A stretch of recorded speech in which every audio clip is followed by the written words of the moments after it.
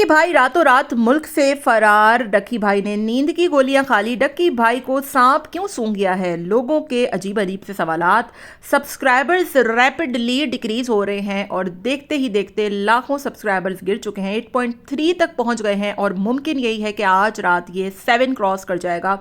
Anyways, यहाँ पर Ducky भाई के खिलाफ एक भरपूर मुहिम का आगाज हो गया है। फेसबुक हो, ट्विटर हो, इंस्टा हो, हर तरफ डक्की भाई को बाइकआउट करने के और रिपोर्ट करने की मुहिम चल पड़ी है और जिसको नहीं भी मालूम उसको भी ये तमाम तर चीज़ें मालूम हो चुकी हैं। यहाँ पर ज़्यादातर लोग शाम इदरीस, तलहा, बदला ब्रदर्स का साथ दे रहे हैं क्योंकि किसी के बाप को घर से उठाकर तशद्दुद करना कोई भी एक्सेप्ट नहीं कर सकता। तो दूसरी तरफ डक्की को इतने कमेंट्स कर रहे हैं लोग, इतने कमेंट्स कर रहे हैं कि बेचारे ने अपने कमेंट्स ही पॉज कर दिए हैं। बट स्टिल ये बड़ा एक तशवीशनाक बात है कि डक्की अपना मुंह किधर छुपाए बैठा है, क्यों सामने नहीं आ रहा, क्यों बात नहीं कर रहा, क्यों अपोलोजाइज नहीं कर रहा। तो दूसरी तरफ अरूप को भी लोगों ने हरास करना शुरू कर दिया, इतने गंदे गंदे कमेंट्स के जिसको पढ़ के मुझे बड़ा गुस्सा आया। और मैं यही कहूँगी कि जो भी बात हो, आपको घर की खवातीन को देखें, इन्होंने तो इन्वॉल्व किया घर की खवातीन को अपने व्लॉग्स में, बट असली इंसान और अच्छा इंसान वही होता है जो सामने वाले की खवातीन की इज्जत करे और उस पर इस तरीके से रिस्पेक्ट करते हुए कमेंट्स ना करे।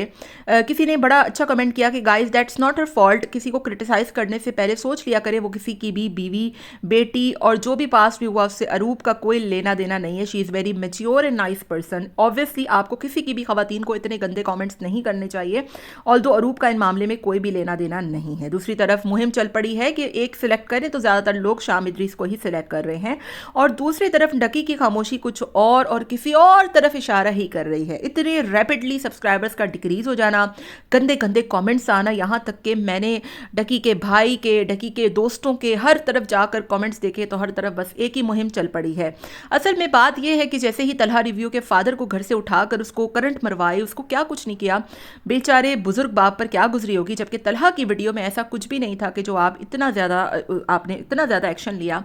बड़े ही ज़बरदस्त अंदाज में उसने क्रिटिसाइज़ किया था। और जब आप किसी पब्लिक प्लेटफॉर्म पर आते हैं तो आपको उसको कॉन्सिक्वेंसेस तो बर्दाश्त करने ही पड़ते हैं और ये भी एक कॉन्सिक्वेंस ही है कि आप देखें कि जो कुछ भी हुआ उसमें आपकी फैमिली कितनी ज़्यादा इन्वॉल्व हो गई है और कल जो आप दूसरों के साथ करते थे वही आज आपके साथ हो रहा है।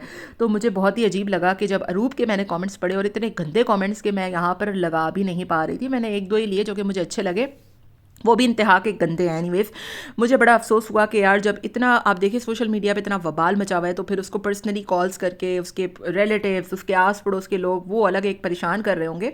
और कुछ सुनी सुनाई बातें ये भी आई थी कि डक्की भाई रातों रात मुल्क से फरार हो चुके हैं, वेकेशंस पे चले गए हैं और कुछ लोगों ने तो ये भी कह दिया कि वो इतना डिप्रेस हो चुके हैं कि उन्होंने नींद की गोलियां खा ली। बहरहाल ये तमाम तर बातें तो सिर्फ बातें ही हैं। जब तक डक्की सामने नहीं आते, अपोलोजाइज नहीं करते, बात नहीं करते, क्लियरेंस नहीं देते, अपनी चीज़ों की अपनी सफाई नहीं देते, तो ये सिलसिला तो बिल्कुल भी रुकने वाला नहीं है। और ये तमाम चीज़ों में मुझे एक बात समझ में आ गई कि सोशल मीडिया जैसे आपको सर पे उठाता है ना, वैसे ही रातों रात मिनटों में आपको गिरा भी देता है। और सोशल मीडिया पे कोई भी किसी का सगा नहीं होता, ना यहाँ पर कोई किसी का फ्रेंड होता है, ना ही यहाँ पर कोई किसी को सपोर्ट करता है, ना ही यहाँ पर कोई किसी का एक दूसरे के लिए आवाज़ उठाता है।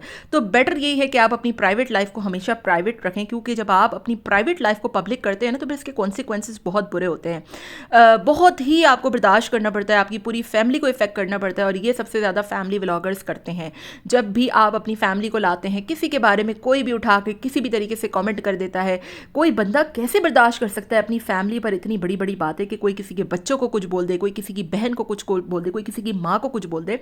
और ये हक आप उन्हें खुद देते हो अपने हाथों से कि आप हमारी लाइफ देखें, आपको जो मर्जी करें, क्योंकि आप किसी के मुंह बंद रिएक्शन वालों के आप किसी रोस्टर्स के मुंह तो बंद करवा दोगे, मगर जो कमेंट करते हैं उनके हाथों में भी आपकी ज़िंदगी की डोरी अच्छे तरीके से होती है। अब देखें, तमाम रोस्टर्स खामोश, तमाम रिएक्शनिस्ट खामोश, लेकिन जो कमेंट करने वाले हैं उन्होंने डक्की की ऐसी मत मार दी है कि कमेंट पॉज करना पड़ गए हैं।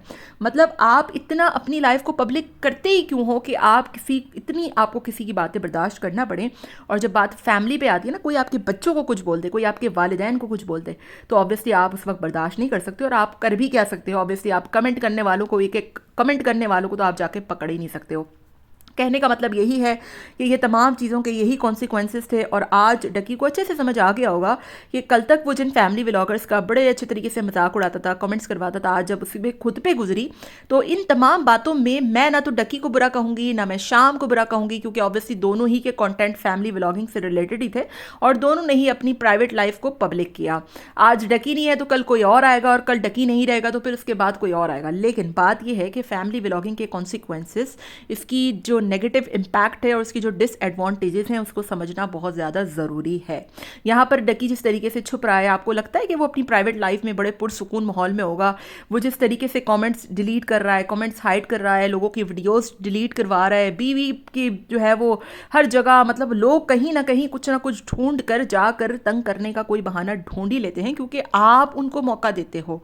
आपने ये जो फैमिली व्लॉगिंग नाम की वबा मुआशरे में फैलाई ना, इसके कॉन्सिक्वेंसेस यही होना थे और यही होते हैं।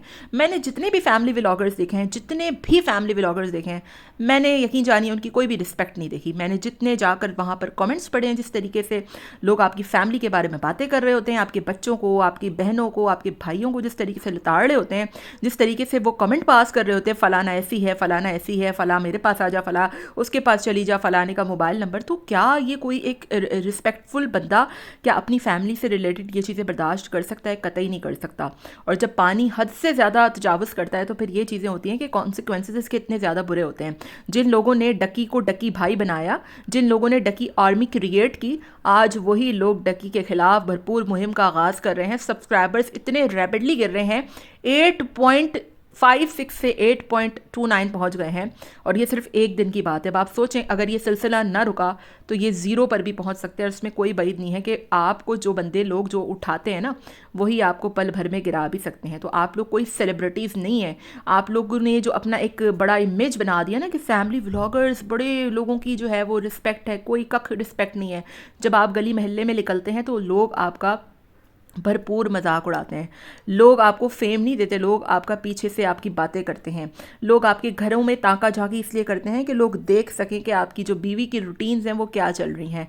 लोग आपकी माएँ बहनें बीवियाँ आपके घर के अंदर मदाखलत करने के लिए आते हैं, लोग आप लोगों के तमाशे देखने के लिए आते हैं। आपको जो लगता है कि लोगों ने आप लोगों को सेलिब्रिटीज़ बना दिया है, लोग आपको बड़ा पसंद करते हैं, तो लोग आपको नहीं, लोग आपके लाए हुए पैसों से ख़रीदी हुई चीज़ों से इंस्पायर होते हैं और लोग फिर वो चीज़ें हासिल करने के लिए आप जैसा बनने की कोशिश करते हैं। मगर जब लाइफ में एक ऐसा इम्पैक्ट आता है ना, जब एक ऐसा वक्त आता है जब आपको इतना ज़्यादा आपको हर्डल्स बर्दाश्त करना पड़ते हैं, जो कि अभी डकी के साथ हो रहा है, ये डाउनफॉल है डकी का। जो कहते हैं ना कि हर उरूज को जवाल है, और वही कुछ आजकल डकी के साथ हो रहा है। और ये डकी नहीं, डकी की जगह कोई और भी हो सकता है। कभी भी कुछ भी आपका लीक हो जाए, कभी भी आपकी कोई बात निकल जाए, तो लोग इसी तरीके से आपको आपके डाउनफॉल का वेट करते हैं और आपको ऐसे ही गिराते हैं, क्योंकि जो एक खाका उन्होंने अपने जहन में आप लोगों से रिलेटेड तैयार किया होता है, असल में आप लोग वैसे होते ही नहीं हो। और जब आप लोगों की हकीकतें सामने आती हैं तो फिर आप लोगों की मट्टी ठीक ठाक किस्म की पलीद भी होती है और लोग आपसे दूर भी भागना शुरू कर देते हैं। तो this is the downfall of Ducky, जो कि स्टार्ट हो चुका है। कहाँ पर जाकर रुकता है, कितने जाकर सब्सक्राइबर्स होते हैं, डकी का नेक्स्ट स्टेप क्या होता है, डकी क्यों अपना मुंह छुपाए बैठा है, एक जवाब नहीं आ रहा। जो बंदा लोगों को तर जवाब देता था, आज वो खामोश हो गया है, क्योंकि ऑब्वियसली जिन लोगों ने उसको सर पे बिठाया था, आज वही उसको नीचे ज़मीन पर गिरा रहे हैं। आपका इस बारे में क्या राय है, हमें ज़रूर बताएगा। मिलते हैं नेक्स्ट वीडियो में। Till then take care, tata bye bye, अल्लाह हाफिज़।